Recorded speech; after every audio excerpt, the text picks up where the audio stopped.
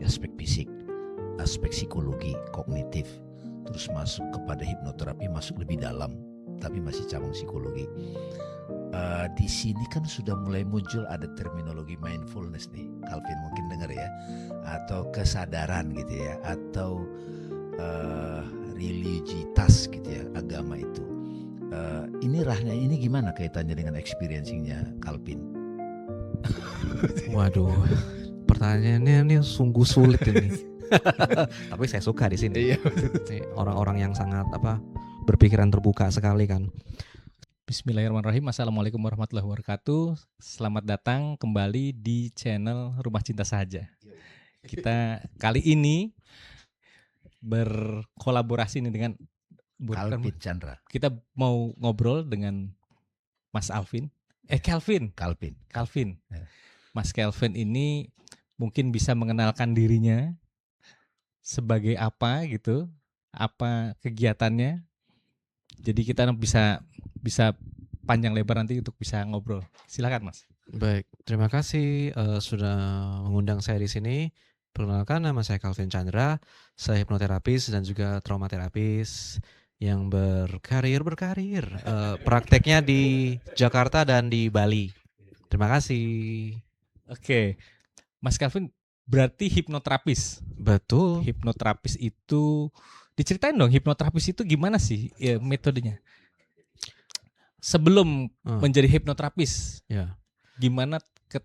gimana bisa Mas Calvin itu tertarik untuk belajar, itu gimana awal ceritanya? Kalau dibilang awal mulanya sih sebenarnya saya menjadi hipnoterapis karena pengalaman pribadi ya. Kan ada yang bilang jika Anda tidak melihat maka Anda tidak percaya. Berbahagialah mereka yang Allah lah. Karena memang saya punya introduction terhadap masalah yang sifatnya mental ya, masalah sifatnya psikologis. Jadi mungkin sekitar tahun 2017 pertama kali saya berkenalan dengan gangguan mental. Kemudian itu berkembang menjadi gangguan yang lebih serius dan akhirnya saya sampai harus berobat. Saya harus ke psikiater, saya ke konselor. Nah, akhirnya sekitar tahun 2021 mungkin saya tuh diagnosisnya tuh gangguan bipolar. Oke, jadi keluhan awal gejalanya tahun 2017. 2017. Ya, cuma waktu itu belum ada diagnosis. Iya, undiagnosed. Cuma memang saya ke counselor ya kan. Ada psikoterapi yang saya alamin. Pas membaik tapi sempat akhirnya memburuk lagi di tahun 2019-20 kan. Dan 21 gangguan bipolar tuh diagnosis dari psikiater. Saya harus minum obat segala macam gitu. Menjalani itu tentu saja dijalani dengan ikhlas, saya minum obat. Cuman pada saat itu memang ada satu gejala yang enggak beres-beres meskipun gejala-gejala lainnya membaik gitu ya. Gangguan bipolar kan itu moodnya naik turun ya kan, makanya disebut bipolar kan, dua kutub gitu. Kadang kutubnya yang sangat tinggi mania, kadang yang sangat rendah yaitu depresi. Nah, itu membaik, jadi sangat membantu ya ke psikiater. Namun kondisi yang gangguan kecemasannya yang saya juga punya itu tidak kunjung membaik. Akhirnya ngobrol-ngobrol dengan teman yang psikiater juga, saya disarankan ke hipnoterapi. Nah, akhirnya dari sana malah saya sembuh tuh. Nggak muncul lagi gejala kecemasannya, anxiety-nya. Dari situ saya mikir, oh ini menarik sekali ya, bisa dipelajarin nggak? Akhirnya saya belajar tuh dari situ. Gitu. Hipno itu berapa lama terapinya saat itu? Pada saat itu sih saya satu sesi saja selesai. Satu sesi sembuh. Tapi ya itu bukan berarti kita pukul rata semua satu sesi sembuh ya. Iya. Artinya 4 tahun dengan terapi obat dan lain-lain itu. Ketemu terapis hipnoterapi dan itu bisa selesai gitu ya. Iya, tapi kan tentu itu bukan purely satu hipnoterapi yang membereskan semua ya. Saya bisa bilang itu istilahnya seperti kontribusi dari semua yang saya jalanin lah. Kalau saya langsung hipnoterapi saja tanpa saya minum obat psikiater untuk menstabilkan gejala-gejala lain ya mungkin akan lebih sulit juga. Gitu sih, jadi ibaratnya gitu. Oke. Jadi aku mau tanya dikit nih sama Calvin nih. Gantian dulu. Aman. Oke. Jadi sebetulnya pasien pertamanya itu Calvin sendiri ya? Oh, bisa dibilang begitu sih. Makanya yang disebutkan kayak karena saya ngelihat sendiri hasilnya di saya. Terus saya kayak, oh jadi percaya. Dulu awalnya saya nggak percaya. Bahkan ketika saya ikut ke sesi hipnoterapinya pun saya masih sangat skeptis. Cuman kan saya tipe skeptis yang I want to give it a chance ya kan. Iya, Kayak saya iya. mau berikan kesempatan gitu loh. Iya. Malah sembuh. Jadi karena pengalaman itu akhirnya Calvin merasa terbantu dan akhirnya mendalaminya betul-betul. Betul. Jadi Jadi sangat berguru penasaran. kemana-mana dong berarti sudah ikut Saya kelas. sempat ikut ke tempat yang lain tapi cuman permukaan gitu ya. Tetapi akhirnya saya mendalami ke Surabaya. Ya, iya. Ya ke Adiwe Gunawan Iya, Institute. iya, oke. Selesai dari situ ketertarikan saya semakin besar. Akhirnya saya mempelajari trauma. Jadi saya belajar juga ke psikiater Dr. Jimmy Ardian dan saya belajar juga trauma processing therapy. Jadi dua hal itulah yang menjadi ya tool saya lah sekarang dalam bantu orang. Jadi pelan-pelan dari pengalaman menjadi terapis itu dan juga jadi pasien buat diri sendiri, Calvin jadi lebih mulai mengenal manusia itu rupanya luar biasa ya. Ada Ya. elemen-elemennya gitu, itu gimana itu jadinya? Waduh, kalau dibilang saya nggak tahu juga sih apakah saya bisa dibilang saya sudah mengenal manusia ya. Karena kan setiap case yang saya pegang kan tiap orang itu sangat unik. Bahkan kita bisa bilang dua orang saudara kembar identik aja, mereka tumbuh besar di rumah yang sama aja pun pengalaman hidup mereka pasti beda. Karena kan mereka nggak 24 jam bersama kan. Yang satu ke sekolah misalnya, yang satu stay sama orang tua bergantian dan itu pasti mereka akan punya pengalaman yang beda. Jadi yang saya bisa bilang adalah ya manusia itu sangat unik. Nggak ada satupun yang punya pengalaman yang sama gitu. Mungkin yang mirip ada secara pengalaman tapi tidak sama. Kesimpulan saya seperti itu sih setelah saya amatin beberapa tahun terakhir ini sebagai praktisi. Jadi gini, kan ini ada pengobatan yang mulai dari obat fisik ya, enggak obat racikan dokter ya. Iya kan ada dokter farmakoterapi lah gitu. Farmakoterapi ya, oke.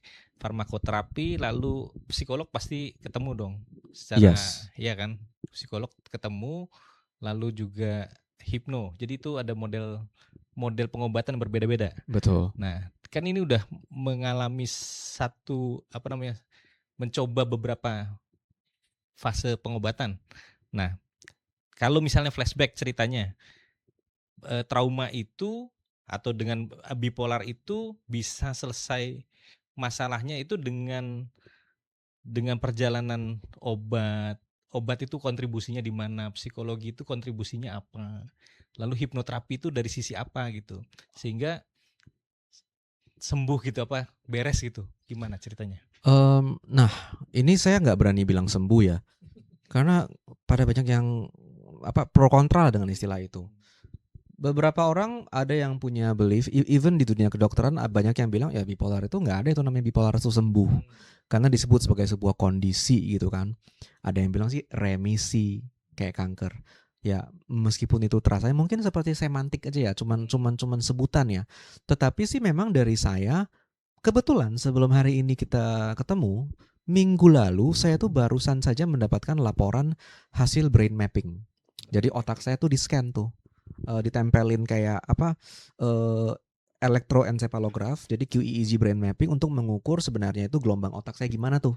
Nah, tentu saja itu bukan alat diagnosis ya, tetapi alat bantu untuk membuat dokter lebih paham nih, sama kayak jantung diukur pakai ini gitu loh. Dan hasilnya memang relatif normal. Jadi ya lumayan kabar baik ya.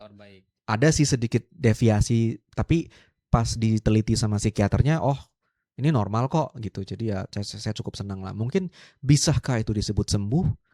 Ya nggak tahu juga. Cuman saya merasa sekarang saya baik, emosi saya stabil. Jadi perjalanan pengobatan tuh menurut Calvin sendiri, obat itu berkontribusi apa secara kimiawinya? Psikolog tuh berkontribusi apa? Bisa diceritain nggak? Oh bisa. Itu sebenarnya pertanyaan yang sangat bagus mas. Soalnya kan saya selalu menganggap lah, kita melihat yang namanya kesehatan ya, terutama mental, itu kita seperti ngelihat gajah itu dari berbagai sisi. Ada yang melihat gajah dari depan ya kelihatan kupingnya, gading dan belalai. Kita lihat dari samping berarti kan penampang sampingnya kelihatan sampai ke perut.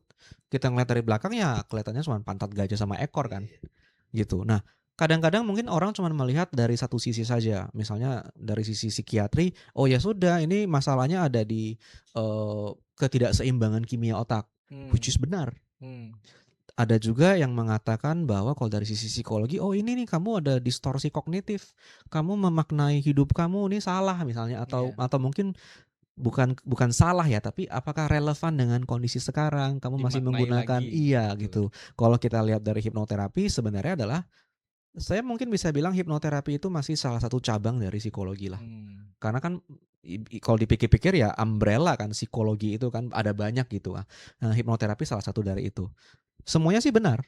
Karena kalau misalnya kita lihat contohnya seseorang mengalami kondisi yang traumatis. Kondisi traumatis ini membuat dia harus mempertahankan diri dengan cara yang mungkin tidak ideal. Contoh orang misalnya kecemasan yang begitu besar, pikiran dia tidak tahan dengan hal itu sehingga otaknya itu membypass pertahanannya dan membuat dia memiliki kepribadian ganda misalnya. Selalu masuk dalam survival mode ya. Betul. Tentu saja atau mungkin selain kepribadian ganda, dia dissociating dan lain-lain, itu kan mekanisme bertahan. Ketika itu terjadi, pasti sedikit banyak organ tubuhnya akan kepengaruh dong. Pasti ya berkenaan lagi dengan fisik. Jadi kita nggak bisa mungkin hanya melihat ini satu aspek doang. Misalnya psikolog doang yang bisa, psikiater doang yang bisa. Saya merasa saya sembuh karena kontribusi semua aspek itu. Kalau saya nggak minum obat, mungkin saya nggak akan secepat itu bisa stabil.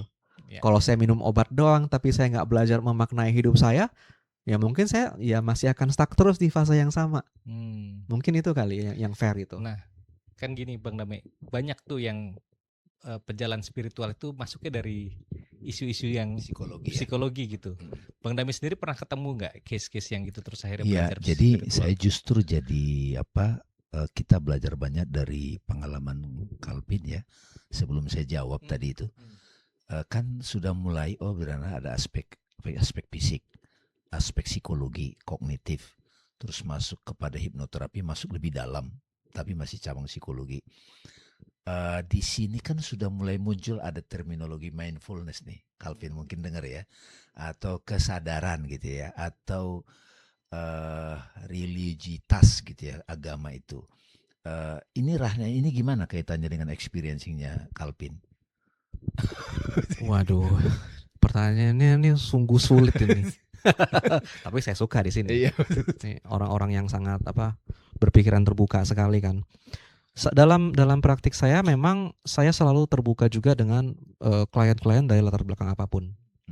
Ada yang Muslim, ada yang Buddhis, ada yang ateis, dan saya hormati semua. Ada yang misalnya dalam konteks hipnoterapi, misalnya, nah di dalam hipnoterapi pasti kan kita membuka atau menemukan memori-memori tertentu. Namanya aja hipnosis dan terapi kan. Nah kita menggunakan hipnosis alias kondisi pikiran dan tubuh yang super duper relax. Bayangin kayak kita lagi nonton film di kursi premier itu loh. Wah, itu kan enak banget ya. Nah, kurang lebih rasanya kayak gitu. Dan di situ karena kita sangat relax, certain memories dalam hidup yang mungkin selama ini kita nggak sadarin, kita bisa tahu-tahu muncul. Bisa dipanggil. Tetapi saya tidak pernah memanggil dengan sengaja. Contohnya misalnya kayak orang bilang, past life gitu. Tuh beda, itu lumayan ribet lagi tuh. Nah saya nggak pernah mau dengan sengaja itu. Tapi muncul. Tapi ada yang muncul. Nah kalau muncul tiba-tiba tanpa ada kita sengaja cari, nah itu berarti punya meaning tertentu. Nah ketika menyangkut kayak gitu ya agama ya, saya merasa kita harus membedakan antara yang disebut agama secara spiritual ataupun yang mereka cuma melihat itu secara ritual doang. Kalau cuma ritual doang kan mungkin pemahamannya dangkal gitu ya. Meskipun banyak orang akan mulai dari sana karena itu yang paling mudah gitu. Sometimes sih ada sih yang memang berkenaan sama itu. Contohnya kayak bagaimana ada koneksi energi antara ibu dan anak gitu. Kadang-kadang itu juga harus saya perbaiki gitu kan. Dan setelah itu selesai, Contohnya nih misalnya di kasus-kasus yang kayak bagaimana ibu menyakiti anak sedemikian rupa sehingga hubungan mereka rusak di masa kini. Nah, dalam kondisi hipnosis saya bisa ketemu tuh misalnya secara metaforikal mereka bisa ngelihat, oh iya di antara saya sama ibu saya itu nggak ada koneksi apapun. Nah, itu bisa saya kayak, oke, kita bayangkan aja kamu punya koneksi itu, dan setelah itu ada yang melaporkan hubungan dia sama ibunya jadi baik. Secara dia kayak bingung. Pas selesai Kok dari bisa terapi gitu ini, ya? Kok kalau bisa? saya doang yang baik kan oke ya. Hmm. Saya doang yang baik kan, mamanya jadi berubah gitu. Dua-duanya, nggak satu doang, anaknya doang. Ada yang bisa begitu tiba-tiba entah kenapa mamanya jadi baik. Itu ibunya enggak. Jadi saling terhubung.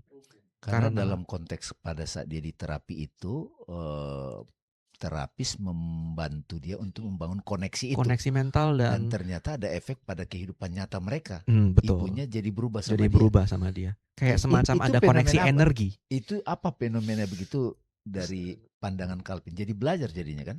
Saya mah jujur hanya mengapresiasi hal itu. Hmm. Kalau di bayangan saya ya, kalau saya mau melihat ini secara logika beneran ya, mau kita logikain lah. Iya, iya. Cocok logiin adalah ketika si anak ini yang di terapi ini dia bisa melihat ibunya dengan positif, mungkin ibunya juga ngelihat hal itu. Oh, Bisa jadi kan? Iya, iya, iya. Oh, anak saya juga jadi baik. Sudah berubah. Sudah Jadi dia berubah. berubah, Jadi oke. bisa. Jadi kalau kita mau Reaksi, logikain, oke, aksi-reaksi, oke. betul. Gitu sih. Tapi ya baik-baik saja gitu. Oke. Ya. Bang Dami tadi belum cerita Bang. Kalau pengalaman Bang Dami ketemu dengan beberapa orang yang punya masalah mental ya, Iya, iya. itu gimana Bang? Ya, jadi sama seperti pengalaman Calvin, kalau misalnya orang minta ketemu dengan saya, kalau dia religius, mau tidak mau religiusitas itu kan jadi pandangan hidup dia. Jadi saya masuk lewat situ. Jadi pendekatan religius itu saya gunakan untuk mengajak dia mengenal dirinya gitu loh. Intinya dia mengenal dirinya. Nah, mengenal diri itu dalam arti apa? Mengenal emosinya, cara pandangnya, terus juga termasuk lebih sadar terhadap apa saja yang terjadi pada tubuhnya gitu. Nah, pada saat dia mulai lebih mengenal dirinya, baru saya beritahu di agama tidak terlalu diterangkan. Nah, di psikologi pendekatannya seperti ini, kan saintifik. Nah, bentuk praktikal dari mengenal diri jiwa itu lebih dalam, itu ada namanya hipnoterapi gitu loh. Jadi saya lebih melihat dari sisi saya, kalau orang itu sudah bisa sadar pada dirinya dan sekarang istilahnya kan awakening ya, tercerahkan, kenali dirimu, dia begitu dia kenal dirinya itu, maka dia lebih seimbang hidupnya, lebih harmoni, lebih tahu bagaimana bereaksi, berespon terhadap pekerjaannya, situasi, lingkungan, berita, orang-orang, dan seterusnya gitu loh. Nah, ini saya jadikan sebagai metode, kan open aja gitu loh. Kalau dari kasus-kasus orang itu yang tidak percaya agama, dia ateis, bahkan dia klaim, saya pakai pendekatan logik. Ya filosofi, kemudian psikologi, kemudian dia sedikit open terhadap energi, ya ngomong energi kan gitu kan gitu. Jadi ini saya dijadikan sebagai metode aja, pendekatan, agar orang itu pada akhirnya dia lebih tahu dirinya, iya nggak Calvin? Kita hanya menemani mereka agar mereka memutuskan apa yang terbaik buat dirinya. Dia yang memutuskan mau bagaimana dia gitu. Nah, kita ini sementara hanya menjadi guide aja, teman. Nggak tahu nanti kalau Calvin gimana pengalamannya. Terapis itu pada saat dia di terapi itu betul-betul berperan penting ya. Tapi kan dia sendiri nanti yang akan melakukan itu yang kan. memutuskan perubahan itu iya. adalah si orang yang si klien kan, betul iya ya. nggak? Dan proses penyembuhan itu memang bukan si terapisnya menentukan atau gimana, Calvin? Gimana? Dalam sesi saya selalu bilang ke klien bahwa Anda yang membuat ini terjadi dengan sangat mudah. Bahkan setelah proses terapinya selesai pun saya bilang ini karena Anda, bukan karena saya. Dan itu sebenarnya benar. Mau saya nih hipnoterapis nomor 1 di dunia, kalau orang yang nggak mau, saya nggak bisa apa-apa. Nggak bisa. Makanya di dalam sesi pun saya selalu bilang, itu saya nggak punya kuasa apa-apa sebenarnya. Bahkan misalnya kayak dalam kondisi, kan beberapa orang kan, oh takut nih kalau lagi di hipnoterapi tuh dia apa-apain gitu ya. Nih saya dalam kondisi kamu sudah teler ya, saya nanya nomor ATM, PIN ATM, kamu nggak bakal ngasih juga gitu. Paling cuma kayak ngapain lu? Gitu. Bukan nggak berdaya padahal sebenarnya. Karena orang juga selesai kan, ini edukasi yang sangat bagus buat penonton. Jadi ketika kita dalam kondisi hipnosis, Anda masih sadar banget. Selesai pun bahkan kadang kayak pas selesai kan kayak, wow, dia masih diskusi sama saya. Kok gue bisa gitu tadi ya? Kok bisa gini ya? Nah, sadar sebenarnya. Cuman di kita kondisinya sadar tapi sangat-sangat rileks. Gitu. Menarik. Itu yang sekarang ini suka dikenalkan sebagai gelombang otak alfa, theta, kemudian beta gitu ya. Betul. Nah, hipnosis itu sebenarnya antara alfa sama theta. Gelombang kondisi hipnosisnya. Nah, kalau delta udah nggak bisa diapa-apain, tidur soalnya itu. Boleh nggak nanti bantuin ya Mas Simon? Ada pengalaman yang unik nggak yang betul-betul Calvin betul-betul belajar dari klien itu? Yang bisa dibagi ke kita. Banyak banget sih sebenarnya sih. Atau udah berapa sih yang diterapi? Saya tuh sebulan mungkin sekitar 20-an sampai 30 sesi. Terus saya sudah ngelakuin selama 3 tahun.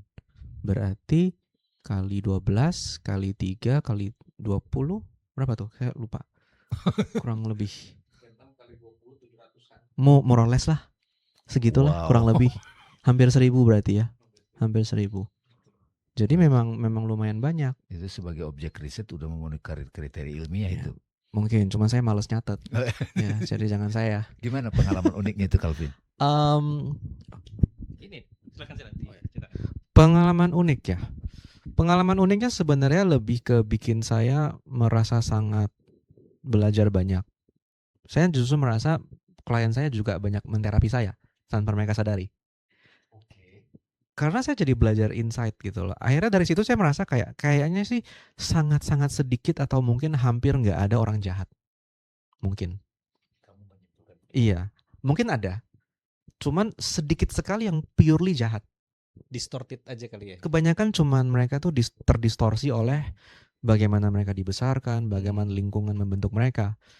Ya gitu aja sih. Tapi ya bukan berarti kita tidak, oh my god semua orang baik, maka saya akan percaya 100%. Ya nggak juga sih, kita tetap waspada ya.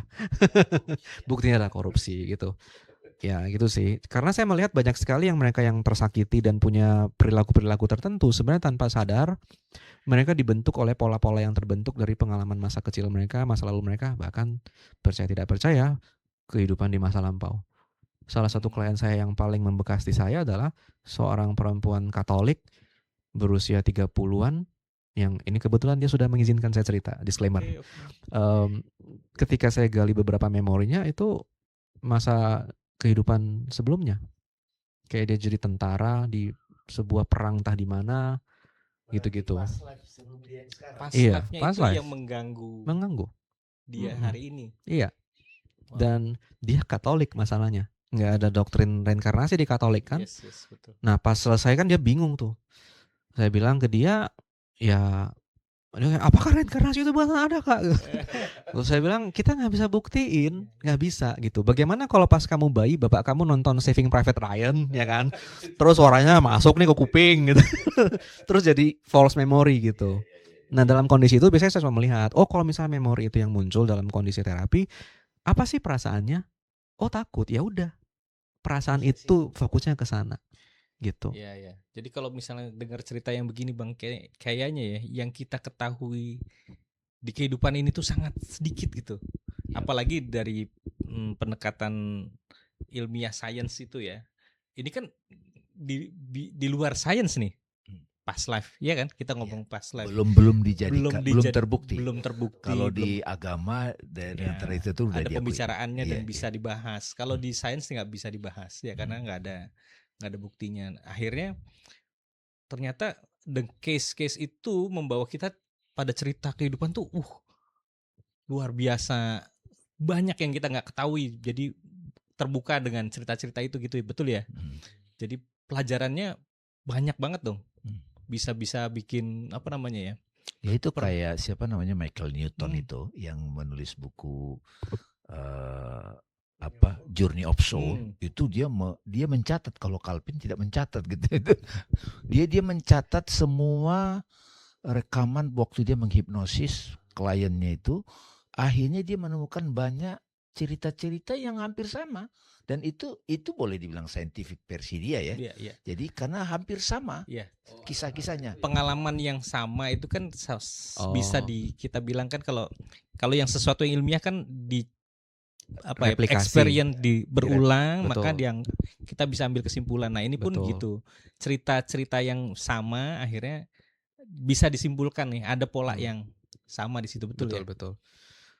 Nah, kalau ditanya lagi sebenarnya tadi yang kayak apa sih yang paling membekas, ada satu memori terapi saya yang juga cukup membekas. Ini lucu sekali memang. Jadi ada seorang klien datang, ini mungkin agak kontroversi ya, cuman saya yakin teman-teman bisa mencernanya dengan bijak. Jadi klien saya ini datang ke saya, keluhannya dia benci sama Islam. Oke. Iya, Waduh, gitu kan. Terus kamu benci Islam? Iya kak. Oke, kenapa? Ya soalnya banyak itu nutup apa maksa-maksa gereja bubar. Kan ini bukan maksudnya bukan kelakuan Islam secara keseluruhan kan gitu. Tapi lebih ke kayak ya beberapa orang aja gitu. Tapi akhirnya dia masalahnya dia Islam, Muslim. Oke. Tapi akhirnya dia pindah ke Katolik Oke. orang ini. Terus saya bilang, "Lah, kamu pindah Katolik terus kamu baca berita begituan, makin kesel dong." Iya sih, Kak. Jadi oke gitu kan. Akhirnya pas saya proses muncul memori kehidupan masa lalu. Oh. Dia lagi dibakar di tiang. Terus saya mikir, kira-kira yang suka ngebakar orang di tiang itu kan dulu zaman itu kan Katolik. Terus pas selesai gitu kan, ya itu saya proses lah ke traumanya diberesin. Terus saya bilang, kamu sadar gak sih, kamu membenci sebuah agama, kamu pindah ke agama, sedangkan masa lalu kamu dibakar sama orang yang di agama yang sekarang. Terus dia ketawa kan, dia kayak iya juga ya. Terus saya bilang kesimpulannya, kamu bukan benci agama, kamu benci perilaku mempersekusi. Iya. Ternyata itu Dengan basis keyakinan agama. Basis keyakinan agama tertentu. Dia bilang baru dia sadar ternyata manusia itu kan kita suka menciptakan atau melekatkan sesuatu pada atribut gitu loh. Iya. Padahal yang jadi masalah adalah similaritisnya gitu. Padahal bukan masalah agamanya, tapi perilakunya. Nah kebetulan konteks di kehidupan yang saat ini versi dia adalah itu. Udah itu selesai, dia udah nggak ada lagi benci-benci sama Islam. Menarik ya. Gitu. Itu kalau nggak diregresi mungkin nggak ketemu itu masalahnya. Nggak ketemu. Iya. Lucu banget. Betul ya. Aku mau nanya lagi nih, Calvin pasti dengar juga ada namanya logoterapi kan, si Viktor Frankl ya kan. Nah dia termasuk psikolog yang akhirnya mulai fokus pada makna hidup, kekhasan manusia. Nah kalau Calvin misalnya sudah mulai hampir 1000 yang diterapi, itu kan banyak banget kan, mempelajari banyak jiwa manusia gitu. Nah pada titik ini pencarian Calvin terhadap makna hidup itu jadi bagaimana? Nanti Gak apa-apa ya? pertanyaan berikutnya boleh nanya Kak, makanan kesukaan saya apa? Yang ringan-ringan aja gitu. Karena hampir 1000 soalnya, hampir 1000 banyak loh itu. Luar biasa itu. Saya sangat suka sih itu logoterapi, karena salah satu buku yang membantu saya untuk mencari bantuan pada saat yang tadi saya cerita pengalaman dulu itu justru bukunya Viktor Frankl yang Man's Search for Meaning. Iya. Itu sangat membantu. Sama satu lagi adalah saya lagi baca, waktu itu saya nggak baca bukunya, cuma saya baca rangkuman dari tulisannya Albert Camus. Yang soal absurdisme. Nah itu dua somehow saya ketemu nyambungannya, kayak yang satu bilang kagak ada maknanya, yang satu bilang ya lu pikirin sendiri. Gitu kan? Iya. Gitu. Yang membuat orang bisa bertahan itu adalah Makna dan hope, ya kan? Justru bahkan mungkin the act of mencari itu sendiri. Gimana kalau maknanya hidup adalah nggak ada, PR lu selama hidup ini ya ini. Kalau ini kalau saya loh. Dulu saya sempat nonton satu video YouTube yang cukup menarik. Nah, video itu judulnya The Egg judulnya. Cari aja The Egg, telur, ya kan? Bukan telur yang di medsos yang dulu pas pandemi suka itu ya. Itu akan yang lain tuh, telur gitu. Nah, ini ada di video itu, animasi itu basically ini agak radikal nih maknanya nih. Jadi di video itu dibahas bahwa animasi ini nunjukin kalau kita semua sebenarnya cuma satu. Tetapi kita itu satu telur doang. Tapi kita selalu bereinkarnasi menjadi versi-versi lain. Jadi saya ini Anda ini saya. Cuman kita kebetulan terlahir dalam berbagai dimensi, berbagai universe. Hanya satu jiwa yang mengexperience semua. One self ya. Film pendek, animasi. Itu pas nonton tuh kayak nggak masuk ya, hah gitulah. Nah, cuman itu jadi kepikiran gitu, kayak itu mungkin akhirnya saya mikir, gimana kalau PR-nya seseorang, maknanya seseorang adalah ya udah lu cari makna hidup lu dalam versi hidup yang sekarang ini aja udah gitu. Fokus ke situ. Fokus ke situ. Di versi yang sekarang. Versi kita yang sekarang. Lagi ngalamin apa sebenarnya dia versi ini? Ya maksudnya Mm-mm. dapat cerita apa saya hari ini dengan tubuh dan Ini Exactly. di titik ini perjalanan Calvin jadinya. Mungkin perjalanan saya yang seperti ini nih dengan ya misalnya kayak kelahiran di Indonesia jadi WNI nih, usia segini nih lahirnya di sini, ya PR Jadi saya terapis adalah, sekarang. nah ini mungkin ya tugas saya yang versi ini nih. Kalau misalnya saya lahir di zaman penjajahan Belanda, mungkin meaningnya lain. Iya. Mungkin itu. Calvin tonton ini nggak Free Guy? Nggak, oh tunggu yang Ryan Reynolds itu Iya ya? iya. Tahu cuman nggak nonton. Nggak nonton ya? Tahu tapi Aduh. tahu filmnya aja, Saya- cuman saya- trailernya. Saya berharap nonton. Nah, boleh. Kayaknya harus nonton ya. Tapi di situ nonton nggak Mas? Dia kan di situ hidupnya monoton. Tiap hari bangun ke bank segala macam, bolak-balik ada perampok datang, terus mereka dibunuh, besok ulang lagi. Iya. Nah, pada satu titik dia mengubah pola. Dia lawan tuh perampok, dia bunuh di situ, temannya memarahi dia. Kenapa kamu lakukan begitu? Ya ngapain? Aku lawan sekarang. Dia gunakan free will-nya kan berarti kan? Istilahnya free guy dia kan. Betul. Lalu kemudian ada kacamata perampok itu, dia ambil kacamatanya, dia pakai. Begitu dia pakai, dia tiba-tiba melihat dimensi lain. Oh. Nah, begitu dia bisa melihat dimensi lain, ternyata dia hidup di game. Iya. Kita oh, lucu banget lagi ini. Iya. Lanjut. Kamu harus nonton tuh. Iya. Nah, pada titik itu ketika dia sadar kehidupan ini adalah games, nah ini baru pertanyaan eksistensial. Apa dong gunanya hidup? Apa makna hidup jadinya? Kalau ini games, absurd. Jadi kalau filosof tadi Albert apa? Camus. Iya, wah absurd ini. Kalau Viktor Frankl kan ada makna yang membuat kita punya harapan kan gitu kan. Nah, jadi di titik itu, ya di situ spill sedikit, dia jatuh cinta sebetulnya. Nah, cinta ini yang membuat dia masih tetap bertahan hidup. Nah, hope, love. Hope gitu. Nah, ini yang menjadi kesimpulan saya selama hampir 700 sesi terapi adalah satu hal yang menyembuhkan semua klien saya is always love. Merinding ini dari Calvin ini. Always. Wow. Pengalaman itu yang membuat mereka pulih. Contoh paling simpel. Ini saya harus jelasin secara teknis dulu ya.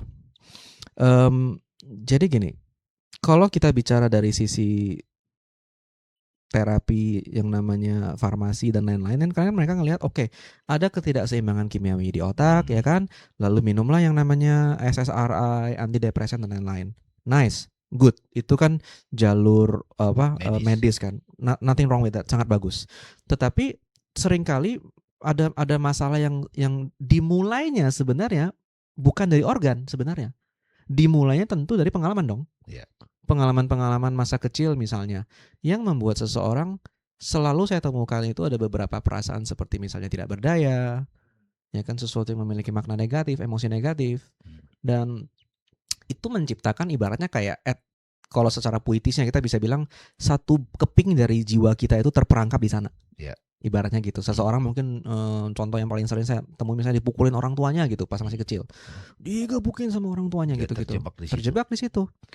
Kepingan tersebut.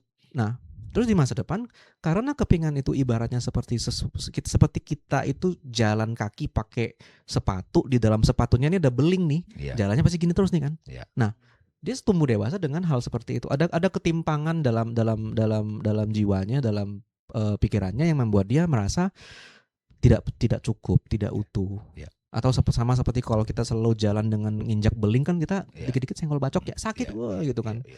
Begitupun manusia. Nah, akhirnya berarti itu semua ditimbulkan dari satu pecahan beling yang menusuk di situ. Seperti seseorang dengan ada kepingan masa lalu yang sebenarnya belum selesai. Sadar nggak sadar. Seringkali nggak sadar gitu. Nah, ketika kita menyadari hal itu, sebenarnya obatnya simple. Dia harus mengalami corrective emotional experience, pengalaman emosi yang sebenarnya menyembuhkan. Beberapa orang yang Anda temui, misalnya mereka punya kepahitan sama orang tua, kalau mereka cukup beruntung di hidup untuk menyaksikan orang tuanya minta maaf, itu nggak usah ke dokter, itu 80% sembuh. Ya, ya. Atau minimal jadi lebih baik gitu. Tapi ada nggak case orang tua yang minta maaf? Orang tua saya. saya cukup beruntung. Betul ya. Maksudnya gini, case ini menarik karena Ya, orang tua case saya. trauma masa kecil biasanya orang tua yang melakukan jadi kontributornya gitu Iya, ya. iya. Jadi stresornya itu kan susah disampaikan bahwa dialah penyumbang, bahwa dia memberikan yang terbaik, selalu kan bilang gitu. Betul. Ya, dengan versinya dia. Betul. Nah di sisi itu kan gimana caranya orang tuanya, Gavin? Saya cukup beruntung karena orang tua saya, dan bukan hanya orang tua saya, tapi saya rasa kebanyakan dari orang tua ya sebenarnya bukan orang jahat. Kebanyakan orang tua sebenarnya nggak jahat. Mereka cuma merasa bahwa mereka baik. Mereka cuma merasa bahwa mereka sudah ngelakuin yang terbaik. Betul. Versi dia, which is saya percaya 100%. Semua orang, hampir semua orang tua ya pasti akan merasa begitu. Saya nggak salah kok, saya cuma melakukan yang terbaik sebisa saya gitu. Tetapi bahkan usaha terbaik kan tidak selalu membuahkan hasil yang sesuai ya. Seperti yang kita ketahui, ada sebuah kebohongan besar yang disebut usaha tidak pernah mengkhianati hasil. Salah. Seringkali kita dikhianati gitu kan. Nah, di orang tua saya sebenarnya sih mereka bukan orang jahat, sama sekali bukan. Mereka orang yang sangat-sangat baik, cuman ya mungkin gak siap ya kan. Sekarang mah enak, googling dikit dapat informasi parenting sekarang enak. 30 tahun lalu mana ada? Gitu, nggak ada 30 tahun lalu. Nah, titik apa orang tua menyadari? Ngelihat saya sakit jiwa sih. Ya. Ngelihat saya sakit jiwa, orang tua kayak mungkin. Tapi bisa juga kan orang tua yang terus tidak merelasikan masalah itu kepada ininya dia gitu. Saya lumayan berani speak up. Waktu itu saya sempat bilang ya saya marah sama kalian gitu loh. Nah, itu pertama kalinya saya ngomong kayak gitu tuh di hidup saya kan. Waktu itu saya kayak mungkin usia sekitar hampir 30 ya. Justru saya bilang saya capek gitu kan, dan terus akhirnya mereka sadar gitu, mereka minta maaf. Calvin butuh keberanian ngomong itu gimana? Karena basically karena udah capek aja sih mas. Udah capek. Iya. Udah gak kuat aja sih gitu. Udah lelah gitu. Karena waktu itu memang hidup cukup berat waktu itu. Ada banyak stres gitu kan, dan dari segala sisi. Ya udah capek, ya udah lampiasin gitu. Di situ orang tua saya minta maaf. Itu momen yang akhirnya bikin saya mulai mau mencari bantuan. Ini kan satu case Calvin orang tuanya minta maaf. Kalau yang orang tua tidak sadar gitu, gimana anak-anak itu bisa berdamai dan pulih gitu? Ya itu perjalanan yang sulit dan berat sih memang. Ada banyak yang datang ke saya memang orang tuanya nggak pernah berubah. Dan gimana caranya mengajari untuk berinteraksi sama orang tua yang masih ada kan? Gimana caranya? Memang sih istilah paling benar adalah berdamai dengan kenyataan, menerima realita bahwa memang orang tua kamu tidak berubah dan mungkin tidak akan pernah berubah. Tetapi kamu tidak harus menunggu orang tua kamu berubah untuk kamu mencoba untuk membangun kembali hidup kamu. Jadi biasanya sih mereka sadar dari situ. Ya juga sih, gitu. Saya tidak harus menunggu orang tua saya berubah. Hidup saya nggak harus stuck di sini-sini aja, gitu. Biasanya sih mereka yang datang ke saya akhirnya mereka punya kesadaran itu. Pada akhirnya si orang tua tidak lagi menjadi stresornya. Mungkin masih stresor, masih. Cuman tidak lagi intinya kontrol yang selama ini loh. Orang bilang kan mindset seorang korban. Saya gini karena orang tua saya marah sama orang tua saya. Oh ya sudah, ini bola yang di orang tua saya sekarang bola di saya. Gitu sih. Perubahan paradigma itu. Tidak menyalahkan lagi gitu kan. It is what it is kalau kata orang. Yes. Gitu. Menarik sih. Oke. Ya, jadi banyak sekali ya pelajaran yang kita ambil dari Calvin ini. Jadi perjalanan Calvin tadi mengatakan penyembuhan itu ternyata ada satu kata yang sangat selalu hadir adalah cinta gitu ya. Itu jadi teringat bukunya Brand Wise yang judulnya Only Love Is Real. Dia terapis juga Calvin. Jadi dia menterapi banyak orang di banyak kehidupan. Itu ternyata yang real itu dalam berbagai kehidupan itu love. Kayak Mm-mm. cerita Dr. Strange lah. Dia nggak lulus-lulus kan sama dokter itu kan. Dia di beberapa kehidupan dia selalu ketemu dan dia selalu gagal mengungkapkan cintanya kan gitu. Oh ya ya ya Dia ya kan? ya, ya. Iya, Oh iya ya. iya kan?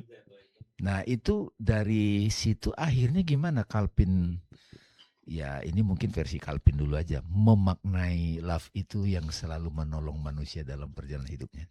Hmm, Atau apa makna love itu jadinya? acceptance sih kalau saya lihat sih, Acceptance. penerimaan sih. Karena ada satu hal yang menyelamatkan kita itu kan sebenarnya kalau kita merasa diterima. Hmm. Kalau saya lihat dari pengalaman dengan beberapa klien ya, satu hal yang paling krusial dalam usia-usia formatif seorang anak adalah mereka itu ngerasa diterima nggak sih? Karena seringkali misalnya ketika seorang anak ngalamin abuse ya, misalnya orang tuanya ngurung dia di kamar mandi lah, misalnya lah, atau enggak, atau marahin dia lah. Sebenarnya eh, anak-anak itu tidak pernah sampai anak-anak di usia-usia itu tuh nggak pernah nyalain orang tua. Mereka selalu nyalain diri sendiri. Karena mereka mikir, oh kalau orang tua saya memperlakukan saya seperti ini, ya, maka saya pantas menerima ini. Kan di usia itu kan orang tua segalanya. Dan itu mereka akan selalu introspektif ke dalam di usia-usia yang sangat-sangat muda. Nah, ya yang ujung-ujungnya adalah itu jadi semacam penyangkalan diri yang dipaksakan. Yang membuat mereka merasa bahwa orang tua saya nggak nerima saya, ya saya berarti tidak bisa diterima. Nah, dari situ yang saya tangkap bahwa memang penerimaan itu yang penting, sangat penting Dari kedua belah pihak. Itu sih. Menerima bahwa dia gimana tadi? Dia kan dari sisi dirinya menerima atau dia diterima? Kedua hal itu sebenarnya seringkali sama. Contoh gini, ketika kita bilang, mungkin ketika tadi sempat nonton ya, kalau orang tuanya tidak akan pernah berubah, bagaimana cara dia mendapatkan cinta itu? Saya rasa jawabannya adalah kita menyadari kalau bahkan di dalam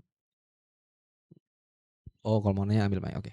Bahkan di dalam diri kita pun sebenarnya ada orang tua kita. EP tadi. Iya, EP orang tua. EP orang tua. Enggak, oke, maaf. Tadi kan maksudnya gimana caranya si anak yang tidak merasa diterima itu harus bisa menerima dirinya. Itu tuh gimana shiftingnya? Pertanyaan ini teknis sekali. Oke. Kalau kita membahas dari segi sebuah emosi, dari mana sih perasaan tidak diterima itu hadir? Oke. Apa yang kita pelajari kan secara pengalaman kan? Iya. Setiap emosi kan nggak pernah muncul begitu saja. Kenapa kita takut sama ular? Kita takut sama ular pertama-tama adalah karena kita bisa menyadari bahwa ular ini punya potensi membahayakan atau melukai kita. Tahu dari mana? Karena kita tahu bahwa ular itu memang bisa menggigit. Yeah. Tahu dari mana? Karena kita pernah membaca, menonton tentang bagaimana natur dari ular itu. Oh, berarti ada informasi yang sebelumnya sudah kita rekam di dalam pikiran kita kan? Yeah. Makanya sehingga kita melihat ular secara langsung, otak kita langsung proses bahaya dan lain-lain. Nah, pengalaman ini pun sama. Bagaimana kita bisa melakukan sesuatu yang destruktif terhadap diri sendiri atau perasaan-perasaan yang memang menyerang diri kita sendiri dari dalam diri kita? Karena ada pengalaman-pengalaman itu. Nah, pengalaman-pengalaman itulah yang menjadi sumber dari mungkin perilaku-perilaku yang maladaptif atau emosi-emosi yang sifatnya itu destruktif atau tidak lagi membantu kita. So, itulah yang kita sebut dengan bagaimana kita memaknai ulang memori-memori tersebut dan pengalaman-pengalaman itu melalui ya diri sendiri. Psikologi membantu di sisi itu. Macam-macam tekniknya sebenarnya. Kalau saya memilih hipnoterapi. Oke. Gitu. Menarik sih. Ini pengalaman Bang, cerita karena aku menemani juga ya, yang tadi kita sebelum ngobrol tuh cerita tentang saya menemani juga pasangan saya juga punya trauma gitu ya. Menariknya ya kita tuh menjalani dulu itu psikoterapinya. Dan di situ saya melihat bahwa kalau psikoterapi itu nggak masuk obat itu, maka dirinya dia itu memang nggak bisa menerima saran-saran perspektif yang bisa diambil gitu, karena memang mode-nya selalu survival. Ya. Jadi something yang tentang eh, otak itu kan gitu, begitu dia masuk ke bagian yang survival, jalur itu yang udah kebentuk. Nah, kalau itu nggak diobatin, maka dia akan selalu pakai jalur itu. Kita obat di intervensi obat, ada jalur-jalur lain yang bisa dibuka, sehingga dari situ baru dikasih perspektif, masuklah psikolog. Jadi kalau dia belum siap, ke psikolog tuh belum bisa. Exactly. Gitu, waktu itu gitu. Betul. Ini ceritanya nih. Nah, begitu masuk psikolog dengan sudah obatnya sudah lumayan, membantu dia agak tenang, psikolog bisa lah diterima tuh. Gitu. Dan dari memang kebetulan yang dikenalkan tuh psikolog yang bisa hipno juga. Gitu. Jadi ada proses hipnoterapi juga. Gitu. Nah, tetap saja obatnya diteruskan, tapi dosisnya makin lama makin turun. Betul, gitu. tapering, yes. Nah, itu yang ya saya senang juga sih, proses perjalanan pengobatan itu jadi kelihatan, Bang. Ada sainsnya juga nih. Ada kimia otak juga. Kalau orang bilang neuroscience ya sekarang ya. Ya. Oh, kebayang gitu ceritanya. Oh gitu. Oh, jiwanya begitu gitu. Memang sangat komprehensif gitu. Manusia itu ternyata nggak bisa ujuk-ujuk dibawa ke retreat sembuh gitu, kayaknya sih kalau saya nemuin pengalaman saya itu sama nemani dapat motivasi saya, sih. itu susah sih. Iya. Susah sih gitu. Betul nggak sih? Kayak itu pengalaman saya sih. Tergantung kondisi. Oke. Kalau yang memang masalah-masalah yang cuman dia mungkin kurang semangat atau apa, ya mungkin retreat sekali beres ya kali ya. Tapi kalau memang sudah benar-benar serius ya memang nggak bisa. Paling cuma dapat motivasi bentar, habis itu balik lagi ke settingan awal. Gitu. Tapi memang benar ketika dihadapkan dengan, sebenarnya saya rasa sih memang paling benar adalah untuk kondisi yang misalnya cukup serius gitu ya, multimodal lah gitu. Banyak lakuin bersamaan gitu. Betul, jika perlu ke psikiater dengan bantuan obat untuk membenerin dulu mungkin bagaimana kinerja otak yang selama ini lagi overdrive gitu kan. Yes. Lalu dengan ke psikolog kita mulai diajarin dengan melihat berbagai perspektif. Ada yang mandek bila perlu ke hipnoterapis gitu-gitu lah. Dibantu lagi kalau orang yang memangnya punya value agama yang kuat, ya beribadah gitu tanpa dihakimi gitu kan. Gitu. Semuanya itu bagus dan bermanfaat. Oke. Boleh, silakan. Masih ada waktu kan? Aman sih. Aman ya. Oke. Aman. Calvin saya dengar juga pernah ikut Tapa Berata kan? Oh iya, pernah. Iya. Jadi berarti meditasi di sana. Level 1 doang sih tapi. Lebih 1. Tapi Iya. cukup ketat juga ya disiplinnya. Belajar hening berapa lama gitu ya? 7 hari. 7 hari. Nah, setelah pulang nggak lanjut sih. Nggak lanjut. Nah, sekarang dari berbagai pembelajaran yang dialami Calvin itu, Calvin menjaga kestabilan itu pakai cara apa yang selama ini efektif? Meditasi atau apa gitu? Nggak mungkin hanya saya prayer kan? Aduh, saya tuh juga nggak tahu saya tuh stabil atau enggak. Kayaknya stabil sih ya. Tapi istirahat sih saya rasa. Istirahat ya? Wajib sih itu. Saya bukan meditator yang taat. Pulang dari Tapa Berata cuman betah 2 hari. Habis itu balik ke settingan duniawi. Tidur yang cukup. Saya baru belajar singing bowl, jadi itu sangat membantu. Jadi kentongin singing bowl terus kayak mendapatkan vibrasinya. Tapi memang saya tahu kayak misalnya kalau saya sudah merasa ini mumet banget, saya meditasi lagi sih. Meskipun cuma sebentar. Oke, jadi sudah mulai tahu, oh ini saya butuh cara untuk stabil itu saya pakai sound healing atau meditasi, betul. Istirahat dan seterusnya ya. Yes. Nah, kalau dulu mungkin sebelum belajar kan bingung tuh kan untuk menstabilkan diri. Bingung. Dulu nggak stabil, makanya saya ke ke psikolog dan psikiater kan dulu. Gitu sih. Nah, kalau misalnya menghadapi klien itu yang ribet itu kan pasti punya pengalaman kan? Ada. Itu merasa nggak terkuras energi, itu gimana mengatasinya? Kalau terkuras ya Saya strategis ya. Jadi kayak misalnya saya selalu bikin sesi saya tuh ada di tengah minggu saya jeda, ada istirahat. Terus nggak setiap hari ada terus kan. Iya. Jadi memang sudah ada waktu-waktu istirahatnya. Dan jadwal saya tuh lumayan sudah terstruktur. Jadi kan saya bolak-balik Jakarta Bali. Saya sudah punya kayak misalnya 2 minggu ini di Jakarta, kemudian selesai nanti 2 minggu saya di Bali. Di Bali saya praktik jarang sih, paling cuman dikit lah. Jadi saya lebih ke istirahatnya pas lagi di rumah di Bali. Kayak nanti tanggal 17 saya balik ke Bali lagi. Nanti awal September rechargingnya di Bali. Tapi menarik tuh, istirahat aja gitu ya. Istirahat. Istirahat paling efektif itu tidur atau leye-leye atau Tidur sih kalau saya. tidur ya? Tidur aja. makan- Tidurnya oke. Tidur, makan enak. Makan saya pernah kan ada teman kan kayak aduh Kevin gue depresi banget kayak gini. Oh ya udah kita makan yuk, abis itu kita ngopi ya. Saya ajak makan itu Korean barbecue. Terus selesai kan yuk kita ngopi, kayak dia kayak enggak Vin kayaknya gue udah baik-baik aja. Oh lu cuma kurang makan enak berarti. Iya. Kita cuman kurang makan enak. Iya. Oke gitu. Istirahat betul. Oke. Gitu. Saya kira dari saya itu Iya. Sebenarnya kalau digali banyak case banyak. Banyak Misal sih. tapi ada satu penasaran saya. Saya pernah nonton yang aku nggak tahu tuh konten tuh Kang Abu kalau nggak salah tuh sama salah seorang yang diwawancara ya. Jadi dia depresi lama loh itu depresinya. Yang aku bingung ini minta perspektifnya aja.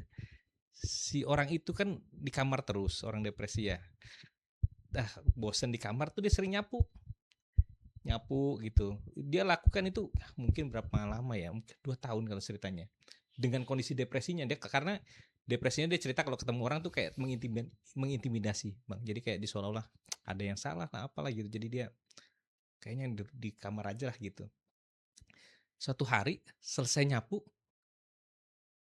duduk badannya enak loh, kok bisa gitu. Saya tuh bingung, saya dengar cerita itu kayak loh, Menarik. ini gimana ceritanya? Nggak ada terapinya, kerjanya cuma sehari nyapu, duduk leyeh-leyeh tuh loh. Ternyata hidup yang kemarin-kemarin tuh nggak ada apa-apa ya sebenarnya ya. Dia cuma sadar begitu aja. Duduk ini enak kok badannya gitu. Itu gimana ceritanya, Calvin? Kalau bisa tahu gimana ya itunya, hubungannya itu gimana itu? Pertama-tama tentu saja saya tidak tahu apa-apa soal ini. Karena kan bukan pengalaman klien saya dan saya juga gak kenal sama sekali ya. Tetapi kalau hanya mendengar dari cerita ini saja, saya ada beberapa yang saya pengen tanggapin sih. Yang pertama kali membuat saya kayak sadar akan sesuatu dan mulai membaik adalah suatu pagi hari itu jam 5 pagi. Saya masih ingat loh, itu jam 5 pagi. Saya tuh semalaman belum tidur karena pusing kan. Terus saya lapar. Terus saya pergi beli nasi uduk dekat rumah. Pas pulang beli nasi uduk saya tenteng kan. Tiba-tiba saya kayak seolah-olah kayak semua benang merah yang selama ini hancur lebur tiba-tiba nyambung, terus kayak hah? Saya masih ingat kayak masih nenteng. Iya. Kayak pengalaman Epifani ya. Epifani. Nah, di Epifani itu Eureka ya. Eureka momen itu saya kayak hidup kan memang tidak ada artinya. saya masih nenteng bungkusan nasi uduk itu kan. Semudah itu gitu kalau gak ada artinya ngapain saya pusingin. Berarti saya bisa melakukan apapun yang saya mau, tapi dalam konteks positif ya. Saya bisa make my own meaning. Nah itu kayaknya karena setelah saya baca 2 hal itu yang tadi saya bilang, Albert Camus sama Viktor Frankl, kayaknya dieramin cukup lama akhirnya baru connect gitu. Bisa jadi orang itu juga gitu. Karena kan pikiran bawah sadar kita itu kan, otak kita tuh senantiasa berproses sebenarnya kan. Kayak di belakang layar tuh memproses terus. Terus itu juga bikin saya ingat sama kisahnya yang diceritakan si Albert Camus yang The Myth of Sisyphus. Ya kan? Orang itu cuman kayak dihukum sama dewa, ngedorong batu ke atas tiap hari jatuh terus kita itu sia-sia. Terus Sisyphusnya bilang, "Gimana kalau justru effortnya itulah makna?" Justru kayak mungkin ketika dia menyapu itulah meditasinya dia. Mungkin kan? Meditasinya dia tuh yang membuat dia tanpa dia sadari memproses semua kisah hidupnya. Terus suatu hari dia kayak ini aja enak ya gitu kayak misalnya oke, gitu.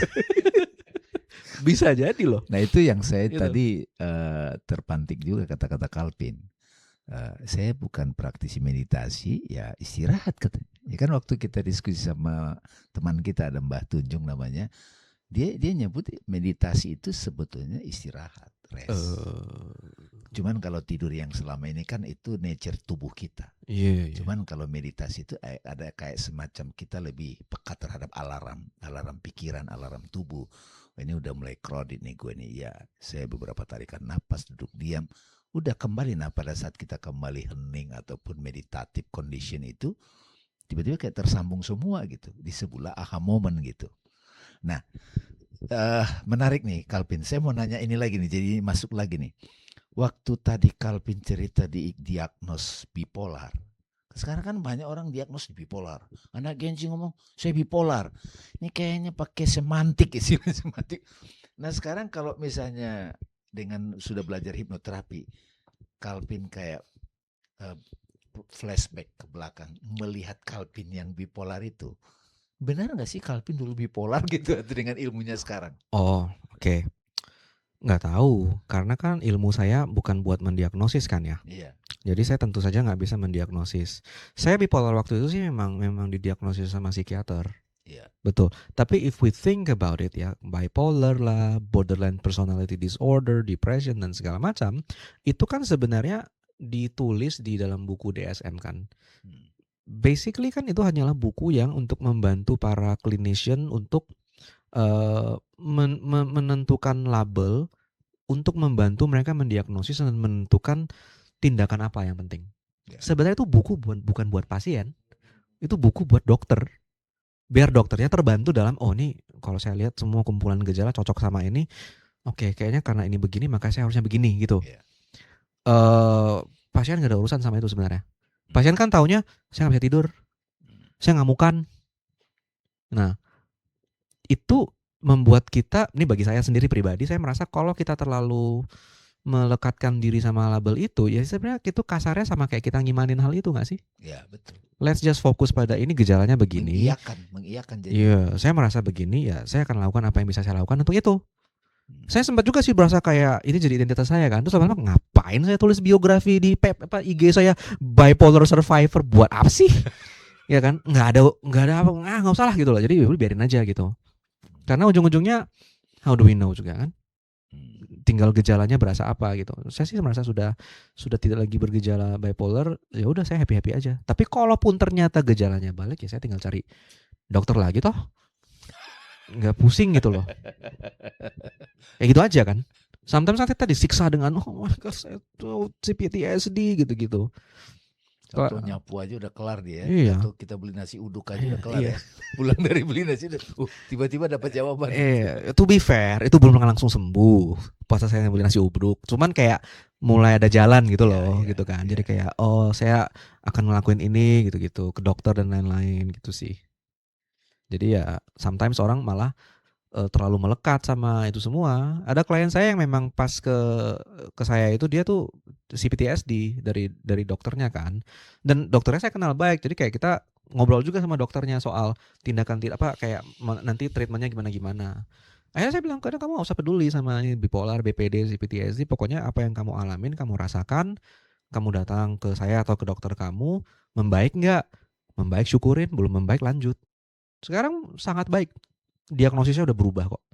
Ternyata diagnosis juga nggak kekal kan, gitu. Yes, menarik ya, menarik banget. Jadi kalau orang dalam pengobatan itu memang yang memberatkan dirinya adalah sebenarnya dia memberikan identitas itu pada dirinya, melekatkan itu ya. Sebenarnya kalau perjalanan itu pengobatan sebagai perjalanan ya tidak perlu melekat karena apapun yang dikasih nama itu jadi identitas baru. Mendingan kita berjalan aja gitu tanpa melekatkan itu dengan identitas itu, betul ya? Setuju sih. Betul. Karena pas dulu saya akhirnya, nah ini saya menarik. Waktu itu kan saya sebelum tegak diagnosis yang bipolar, itu saya pikir saya cuma depresi. Terus ketika setelah setahun si dokternya mengamati, observe dan ngelihat kelakuan saya juga selama setahun terakhir, saya udah merasa kayak I'm totally fine gitu ya. Ternyata saya nggak tahu, ternyata saya bukan lagi fine, saya lagi dalam fase mania gitu. Pas di fase mania itu kan orang bisa merasa sangat pede kan. Ya pas saya pulang dari sana dengan dikasih tahu saya bipolar, saya di mobil saya nangis gitu loh. Karena ngirain itu saya sudah sembuh. Terus kan habis itu dipikir, kan nggak ada yang berubah juga sih. Kayak sama aja kan, maksudnya kayak dengan saya sebelum saya ke dokter dan mendapatkan informasi itu dan setelah pulang dari dokter kan nggak ada yang berubah. Masih sama, cuman kebetulan ada informasi baru ini aja. Jadi ngapain informasi baru ini bikin saya stres? Itu kayak Betul, kalau saya betul. kilas balik gitu loh. Yes. Karena nothing change Oke. gitu. Still tetap obatnya sama Iya. gitu. Ya, luar biasa sih obrolan kita sore ini. Cukup seru. Cukup seru. Iya. Jadi banyak aspek kita bisa belajar dari pengalamannya sebagai pasien dan sebagai terapis juga, ya. gitu. Iya, boleh dong dikasih closing statement, tapi yang tadi tuh cinta tadi gimana bisa mengubah seseorang kayak gitu-gitu, bisa jadi apa ya ininya. Cinta bisa mengubah seseorang, tapi kita tidak perlu mengemis kepada orang lain. Semuanya bisa kita dapatkan sebenarnya dari dalam diri. Tapi tentu saja berproses ya, dengan kita mendekatkan diri kepada Tuhan misalnya. Maksudnya bukan berarti kayak saya sendirian aja udah, enggak. Tetapi keputusannya dari saya. Tentu saya juga masih bersosialisasi dengan orang lain, masih kalau saya merasa saya beriman dan saya mau beribadah silakan, tetapi lebih tepatnya inisiatifnya ya dari diri sendiri gitu. Saya percaya itu sih. Yes. Oke, teman-teman semua. Bang Dami, masih ada yang mau ditambahkan mungkin? Saya kira saya mengapresiasi, terima kasih Mas Kalpin ya, atas kehadirannya di Rumah Cinta Saja. Kita berbincang-bincang, jangan bosan-bosan dan kita undang. Dan sejak pertama kali ketemu Kalpin di Surabaya, saya sendiri melihat Kalpin termasuk anak jenius yang nggak tahu kenapa nanti, tadi ada kalimat dia, saya tidak mau memikirkan makna apapun, tapi di kehidupan ini dia sedang mengalami satu perjalanan untuk menemukan maknanya. Bayangkan ya, hampir 1.000 orang sudah ditemani oleh Kalpin, orang-orang yang mengalami ketidakstabilan. Coba bayangkan itu. Jadi yang kedua, saya belajar dari Kalpin bahwa yang lebih kamu percaya bukan apa yang dikatakan orang, tapi pengalamanmu nyatanya apa gitu. Nah, pengalaman nyata itu adalah lebih jujur. Nah, dari situlah nanti kita akan mendapatkan kepercayaan diri, karena kita sudah mengalami kan gitu. Bahkan dikatakan bahwa pengetahuan yang sebenarnya adalah pengalaman yang direfleksikan. Jadi meskipun sekarang ada ChatGPT, AI dan segala macam, itu memberi kita informasi, mungkin kita paham sejenak, tapi pengalaman hidup kita yang nyata itu jauh lebih penting. Dan Kalpin banyak belajar dari pengalaman klien-kliennya. Itu luar biasa. Dan tidak semua orang punya keberuntungan begitu Kalpin. Dan sampai hari ini Kalpin masih jadi terapis. Jadi bisa nanti kalau teman-teman yang ingin jadi klien atau belajar bisa bersama Kalpin. Makasih dari saya itu. Ya, terima kasih teman-teman yang sudah mengikuti perbincangan kita hari ini. Sampai ketemu lagi di podcast lainnya dari Rumah Cinta Saja. Terima kasih semuanya. Assalamualaikum warahmatullahi wabarakatuh.